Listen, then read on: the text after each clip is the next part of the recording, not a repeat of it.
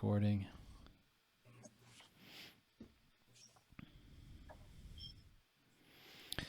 All right, we're live. Let's just start right here.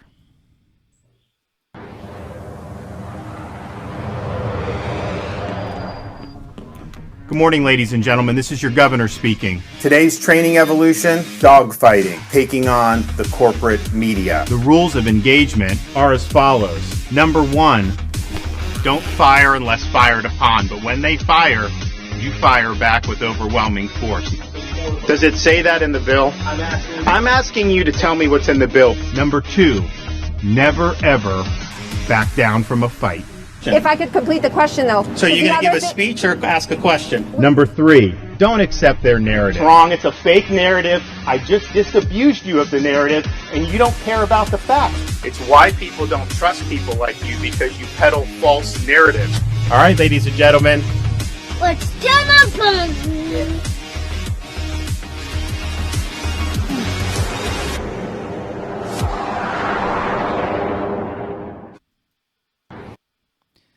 Okay.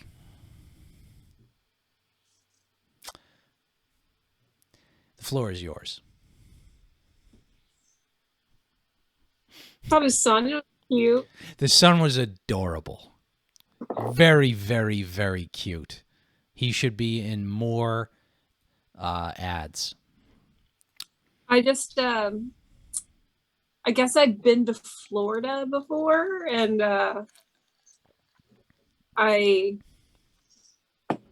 that plays to boomers in Florida. Okay. Holy fuck! I mean, do you know what it's terrible. It's terrible. It's terrible. It's cringy. Ron DeSantis is a good governor. He's a great governor. But I think it's actually a more interesting ad than a lot of them, to be quite honest. But again, it's interesting is an interesting word. Well, I mean, like, actually wanting, like, the thing is, I can actually sit there and watch that. Like, most political ads, I can't. Like, do you remember Liz Warren in 2012, her ads? Oh, 2012? No, not off the top of my head. Was it 2012? Okay, so she did a lot of like ads on YouTube. And so like I would get on YouTube and watch cat videos, and it would be like 30 seconds of Liz Warren, right, or like a 12-second. Hers were really bad. This one in comparison to that is not as bad. No, it's not. Of course, in comparison to something, it's not going to be as bad. But that let's not what about here. Like, we got to take this seriously. And I say this because you and I are both big fans of his, so we can't do what his staff probably did before this ad came out and go, great, oh, terrific, really good, awesome ad.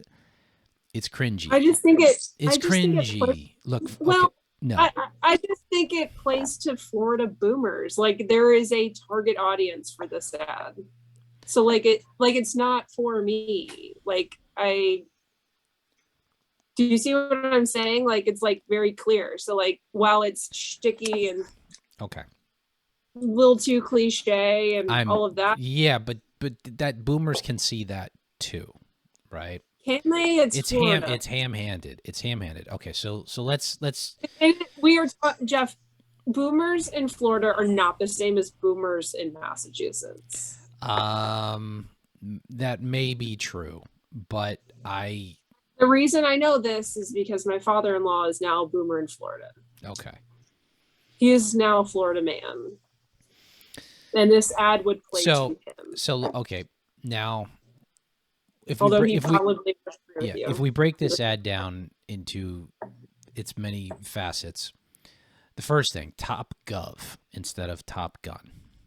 Corny. Not particularly creative. But I'll give it a pass.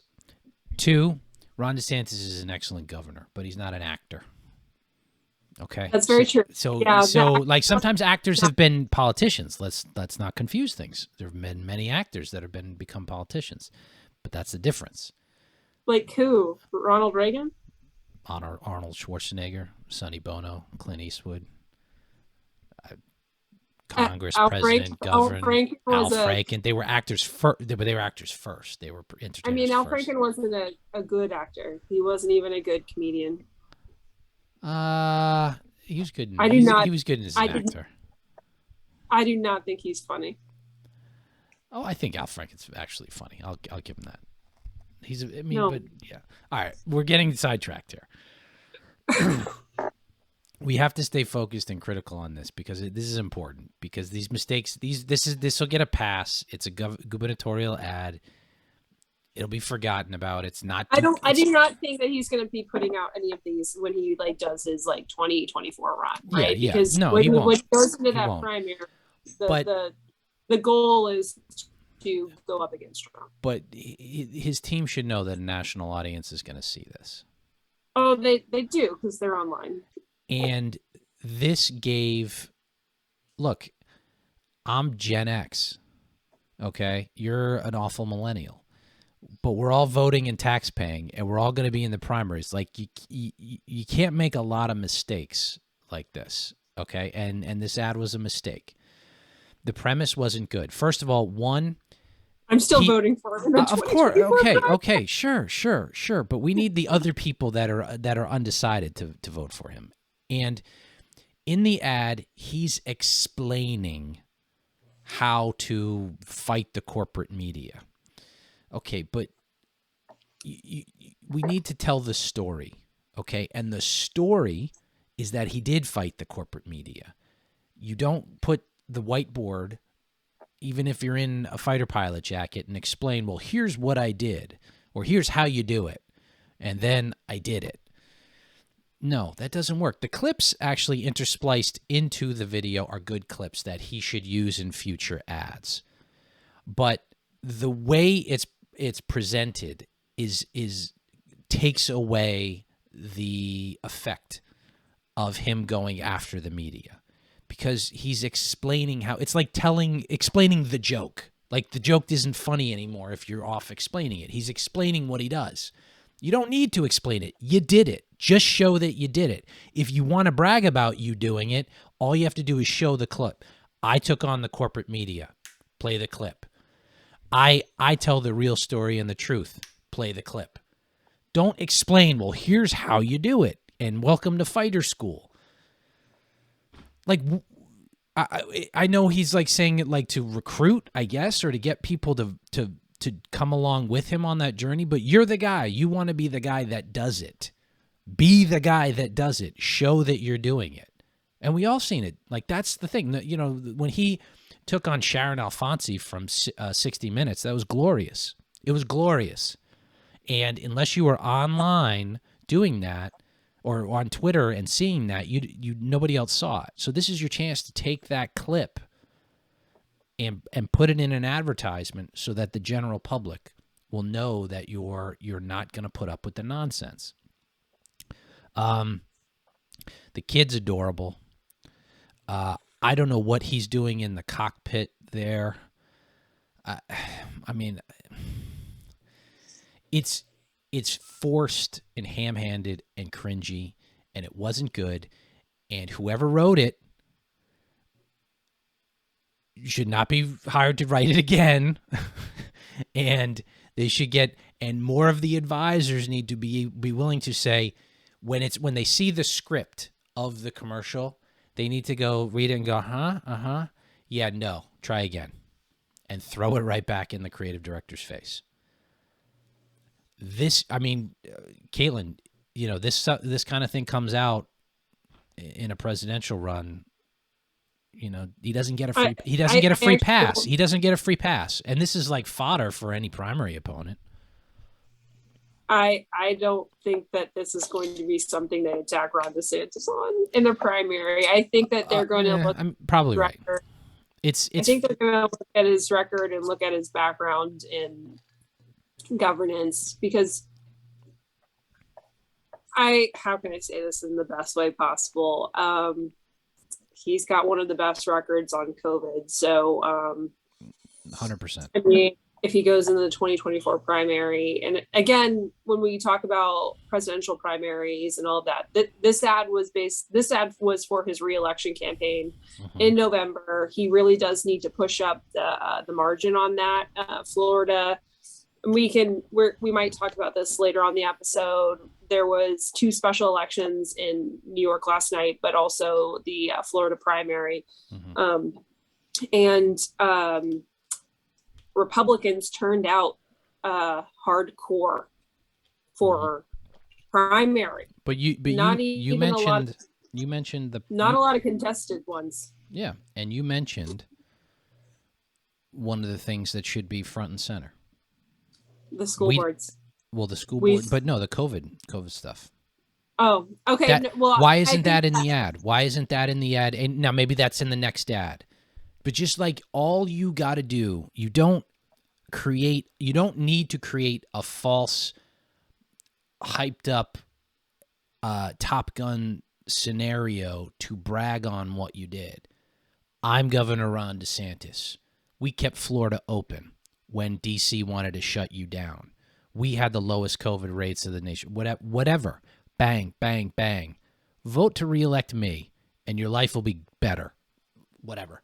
I don't know. Something along those lines.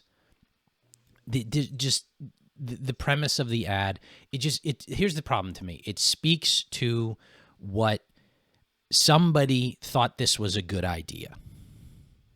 Clearly.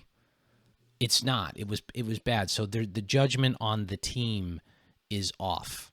Okay? So you need to bring in something that just tells the story, doesn't explain the story. Okay? He has a great story. Kept Florida open. Number 1 gov in the nation.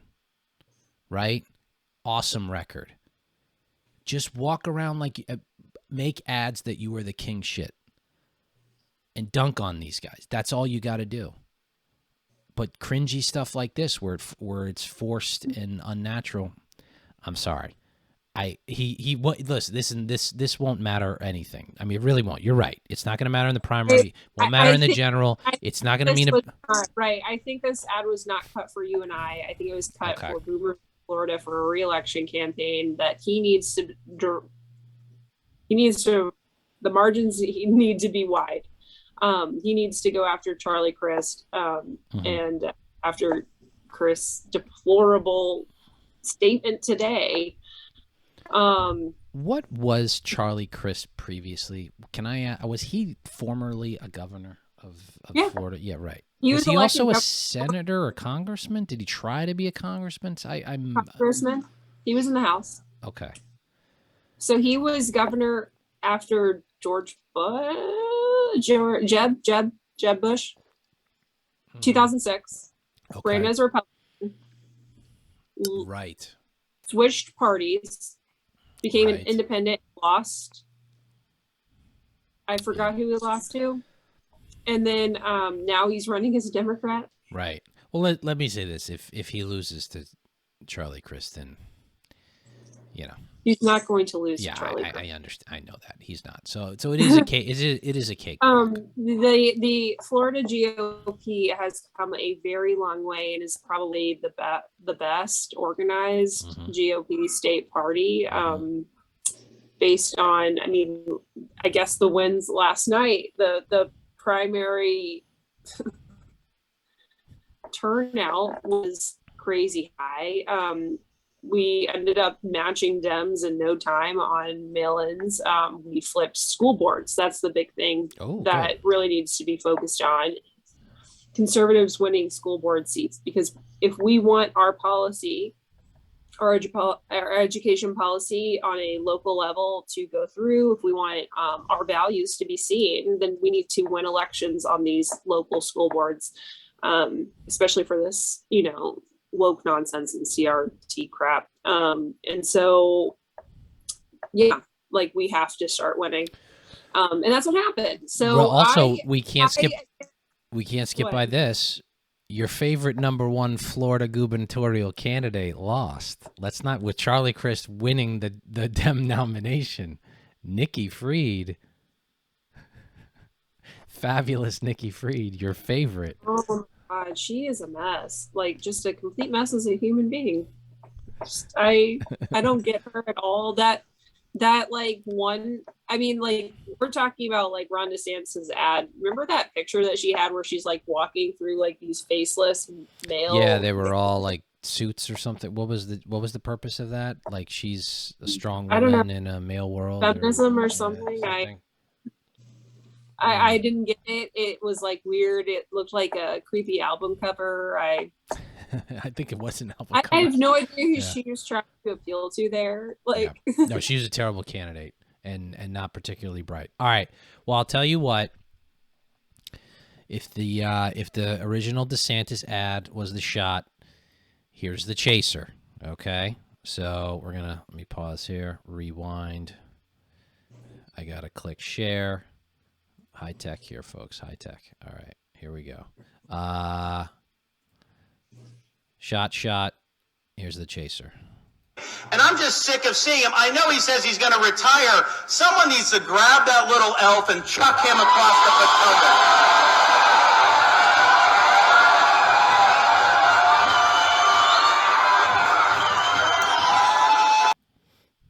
So, all is forgiven. He I mean, maybe that was, forced speech line. And somebody was saying this, I think Gnome, what's his face? Who's John Podhoritz's nephew? Gnome. Do you know who I'm talking about? Neon Taster? Bloom. Neon Taster. Gnome Bloom. No. So he was like, he kind of like was like, this is, I see this, and I'm like, and he didn't like it too much because it was like, I don't know, whatever. I forget his phrase. I can probably pull it up. But from where I sit, people, are we frozen? Shit. All right, we're back. Sorry. Oh. No, we're back. We're okay. But I go back and forth on it. It's like, can you call him a little elf? Oh, no. Stream's down. All right, stream's back up. It was down for 2 seconds. All right, it'll be broken up in 2 episodes when we're having internet stability issues here. Sorry. But it'll... what'd you think of that clip? Let me just get there. What, him talking? Yeah. I mean, I think he is the best when he is himself. Yeah. People hate Fauci. And rightfully so. So this is great. Yeah, no, and rightfully so. They hate Fauci for good reason. Fauci's very hateable. And I think, it's perfectly okay to go after, a bureaucrat who ruined the lives and didn't do much to save the lives of millions of Americans. Ruined education, was cowardly, flip-flop on issue after issue, lied to the American public, hid things from the American public. Yeah, he's a real villain in this story. And the left, the hypochondriac left, the nanny staters love him, and he's the perfect foil. So absolutely, they should be going after him, and Trump should have fired him in 2020 at the end of 2020 before he left office. Okay, enough about Ronnie D. We'll tackle that another day. Kaitlin, why don't you update us on the student loans that I'm getting $20,000? Am I getting $20,000 back? I haven't figured this out yet. Have you paid all of your student loans? I have. Yeah, you're not getting jack shit. Oh. No. So if you've paid off all of your loans, then you're not included in this. So, but I pay taxes. Doesn't matter. You're paying taxes for them. So I'm paying off everybody else's loans and my loans. Yeah. Okay. Now, somebody didn't go to college and they paid taxes. If somebody didn't go to college, went right to work, was a hardworking man or woman, They didn't go to college, decided to work right away. They pay taxes. Are they paying for everybody else's student loans? Correct. Oh. Well, that seems fair. That's perfect. That seems like a good setup. That's a stable thing people do to maintain a democracy, right?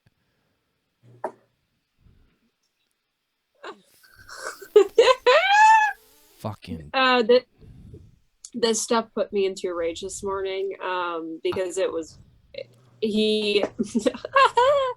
this stuff makes me really angry, actually, Jeff. The inflation stuff, because you can go off because I get so far. Well, you paid off your loans, right? So like you have a right to be mad.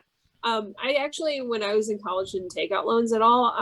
I worked full-time hours teaching swim lessons and lifeguarding in order to pay for school. I worked 80 hours a week during the summer overtime in order to pay for school and pay for sorority. Okay.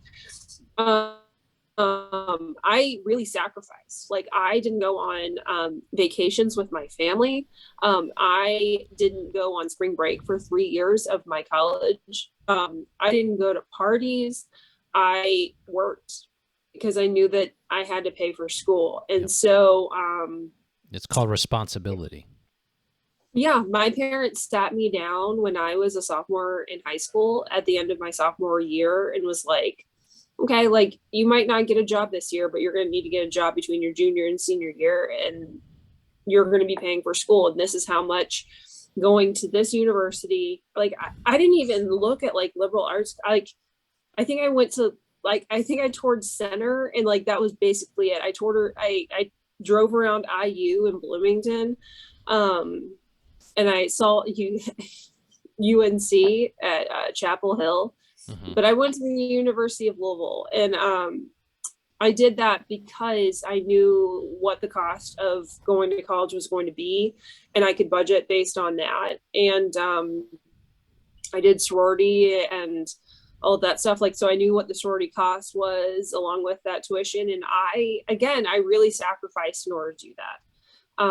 And what makes me angry about this is a lot of factors, that I didn't take out debt and I did everything right. And it's a slap in the face that this debt is being canceled because these people made choices to take out that debt and the amount that they did.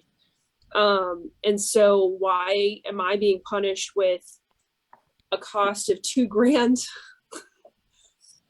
in tax liability? And not saying that that's been passed by Congress or anything like that, but that's what each household would owe. Because they are establishing a hierarchy whereby they look down on people like you who did the responsible thing, and you're there to bail them out and their stupid decisions so that they don't work as hard because it's not fair. These people, liberals, the ones cheering this, the Ayanna Presleys, the Elizabeth Warrens, the Joe Bidens, who got bullied into this by AOC and the insane left. To brag about this as a good thing is disgusting. This should be number one for the next 3 weeks out of every Republican's mouths, and they should not stop harping on it and hammer everybody in the media that supports this. It's disgusting. It's flat out disgusting. I know why the Mass GOP here in Massachusetts will send out a strongly worded email, which will be about it. It makes me really angry. Jeff and I spent the entire morning mad. Like, I don't know what else to say. It's like, I like read all the takes from it online, and it's like people getting mad at others who say, I struggled to pay my bills, but I did it on time and I didn't ask for a handout. And like people like literally saying, how dare you expect others to struggle in the way that you did? Yeah, this is adulthood. You make adult decisions. Like, what are you talking about? I dare telling you that you have to actually do what you promised to do. And by the way, are you and Mr. Kaitlin planning on having a family one day? Yeah. Yeah. Well, guess what? Don't bother saving for that child's education in the future. Just piss and moan enough to cancel the student debt. I mean, what parent our senior senator from Massachusetts, Liz Warren, is probably one of the most irresponsible people on this subject. She is terrible. Like, I mean, she just economically illiterate, which is insane at times because she is not completely stupid. She is written on bankruptcy law. She knows. But people keep telling me this, that she's not completely stupid. I'm not so sure. Well, then how did she rise to the point? Being a woman? Like, I don't get it. She taught at the same way Harvard. this whole class of people, this managerial class of non-managers of sort of, they ingratiate themselves into the right social circles and the right political circles and networking circles and repeat the same, equity, diversity, empowerment, and they just repeat these catchphrases over and over again, and they type it into a report over and over again, and suddenly they just climb this ladder up and up and up and up and up. It's not evidence-based. It's not based on sound theory or economic fact. We're in real trouble. This is, I think, did I see some analysis about what the financial effect of this was? It wipes out any interest rate hike gains for inflation. Oh. Yep. I just can't imagine what erasing 10K for wealthy professionals will do to the economy. I just can't even imagine. I like to read some economic outlook on these type of policies, and they say that inflation will go up. I'm sure Jerome Powell, the Fed, is like, what the fuck? As if it's just he's like, why the fuck are we here? Yeah. Like, do you know what I mean? Like, okay, and Biden just passed the Inflation Reduction Act and bragged about all of the new spending in it being paid for, and then did this. And based on like very shaky legal we got to get into that. We got to get into that. I mean, that part is like insane. The president can't just do this. I don't care what Ayanna Pressley says, okay? Ayanna Pressley doesn't know anything. She just says, well, he can just do it with a stroke of the pen. No, you can't. What are you there for, Ayanna Pressley? Congresswoman Pressley, Senator Warren, what are you there for if not to write laws? If you want to write a law wiping out all student debt so that hardworking men and women who didn't bother to go to college so they can go right into the working world, so that they can pay for everybody else's college education, you need to pass a law, and that law needs to be signed by the president and then put into place and paid for. None of that took place. The president cannot wipe out people's debt with a stroke of a pen. You need Congress to do this. Do your job. Do your job. Now, you're bad at your job because this is a bad idea. But this is at least your job. So let me read. This is from Stephen Portnoy. How is Biden doing it? Biden is employing a post 9/11 law. Post 9/11 law that allows for debt cancellation in connection with a war or other military operation or national emergency. Which emergency? The present COVID pandemic. For wealthy people's student debt is a COVID emergency? No. That he said that the pandemic was over last spring? Yep. And you're bragging about your job numbers? Isn't that what your White House did last month? A couple weeks ago, bragging about low unemployment numbers?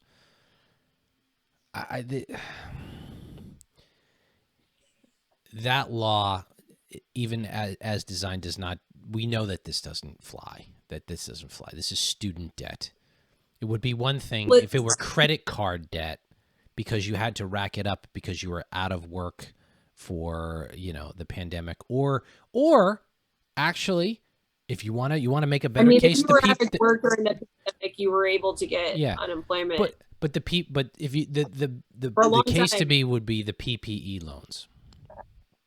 Okay, that actually might. There's a better case. You take those PPE loans for COVID, right? For businesses that had to take them to stay afloat, and if they can't pay them back, okay, you forgive it.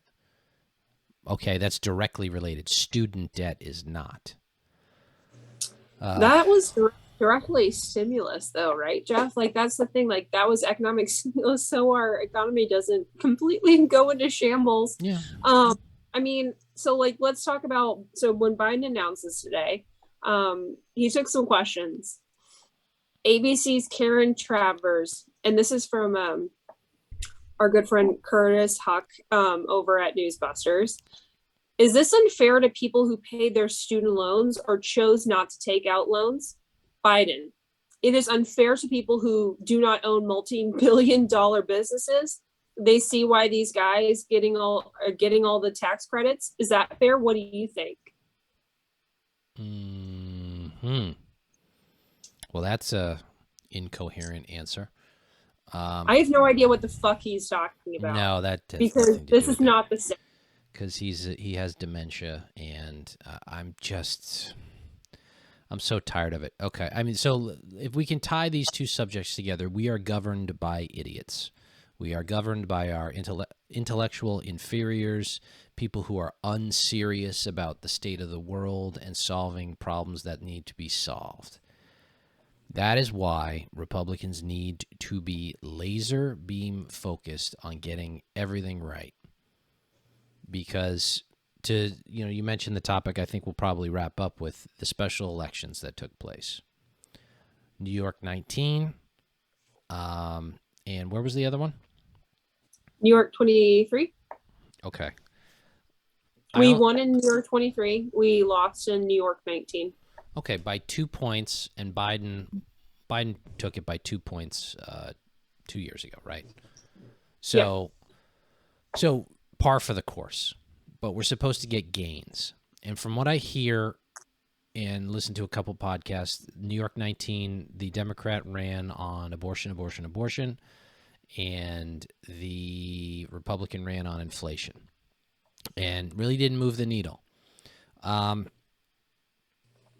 Republican, you can't just run on inflation. Right. I think that's a big thing that people need to really realize, especially if you're a candidate for the House going into our election cycle, go into November. You need to focus on other things other than inflation and the economy. You want people to put you into office, and you can't. The 2012 Republican just focus on the economy type of deal, not going to work anymore. The Republican Party is partial economy, but partial culture war. Yep. So you're going to need and you need to be smart about it too. Well, I heard, so like in places like New York and the North, what?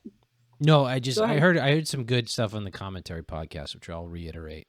Ileana Johnson was a guest on that, and she was saying, look, barring the extreme, if you're pro-life or not pro-abortion, and you lean towards pro-life or just a Republican, like, you need to at least, like, barring like what the people who want to like completely ban it, put people in jail for murder, like, okay, that's very extreme. Like, maybe you shouldn't put your abortion views out there, okay?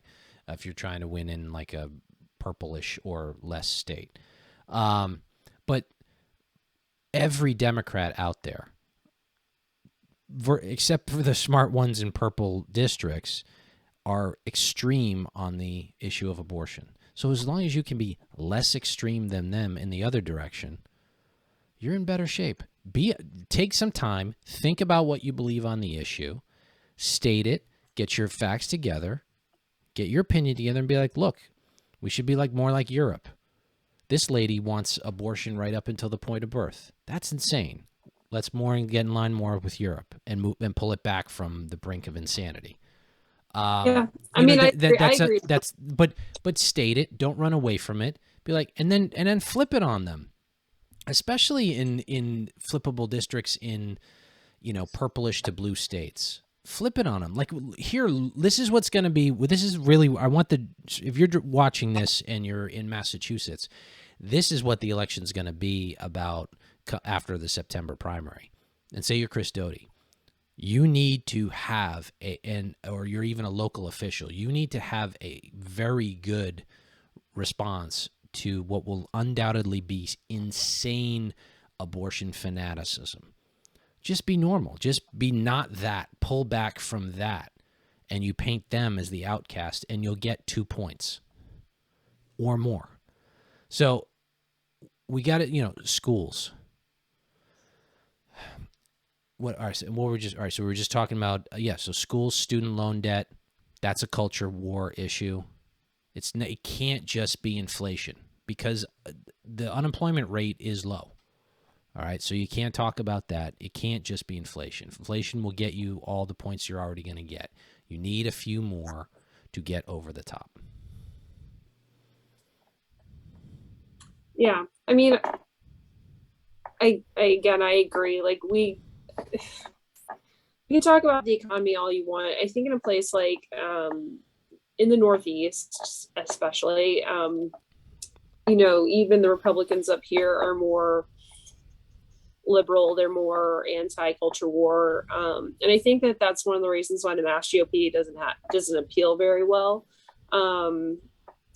They do it in a very aggressive way that doesn't really win hearts and minds.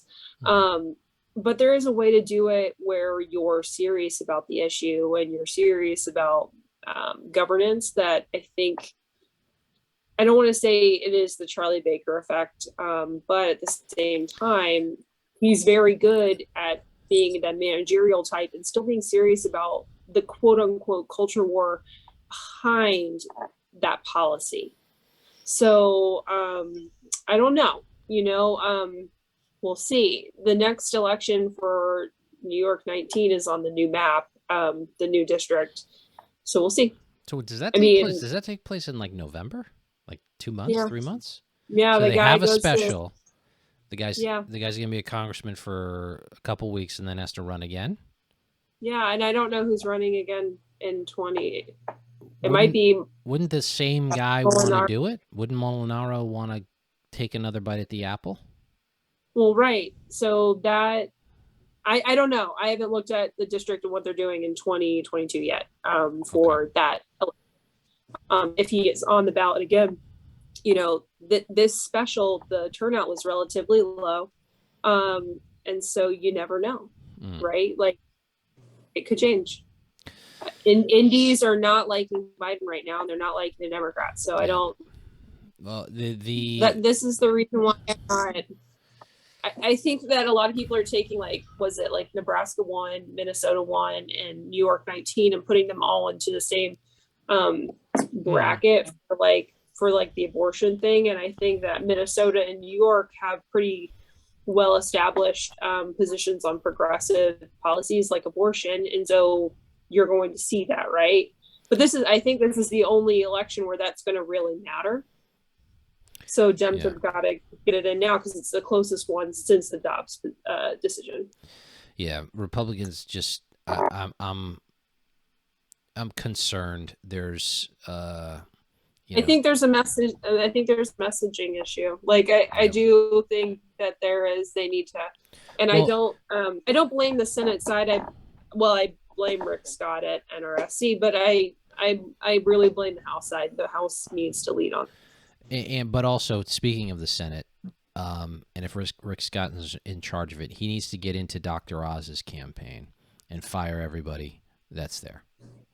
Okay, because first of all, let's actually. I actually don't think that Fetterman is polling as high as that. I don't think he is. I don't think he's. First of all, Dr. Oz is a celebrity. Okay. But he's a celebrity because Oprah made him famous. But also, he was likable. He went off and did his own thing after Oprah. He built his own little entertainment empire. He became wealthy and well-known and well-liked. And if you're well-liked, you have the opportunity in a popularity contest, in a literal popularity contest, to win it. How he's not leveraging that through just probably mismanagement is a goddamn shame. We should be picking that up. He actually is a likable person. So go be the likable person with the message that you need to get out there, and get some real professionals in there, because, you know, the staff who's running these things, boy, oh boy, not feeling it. All right. Anything else we got? No, I think that's it. Okay. Yeah, I mean, I think we covered it. The big one is the student debt thing. So I don't know what else Biden is going to do. Whether or not he's going to use that phone and pen to do it. But it's going to be interesting to see the lawsuits that come out of this, and what happens. I mean, like, it's so clearly unconstitutional. It's clear. It's a layup for Republicans. It's clearly you can't do it. It's clearly geared towards the, you know, socialist baristas, and you need Republicans have got to step up their game. All right. That's it for now. Go on over to patreon.com/RINOpod. Only $1 a month for extra content over there. Only $1 a month. Little Wednesday night interlude for everybody. We missed you very much, and we will be back soon enough. So have a great evening and a great rest of your week. Bye-bye.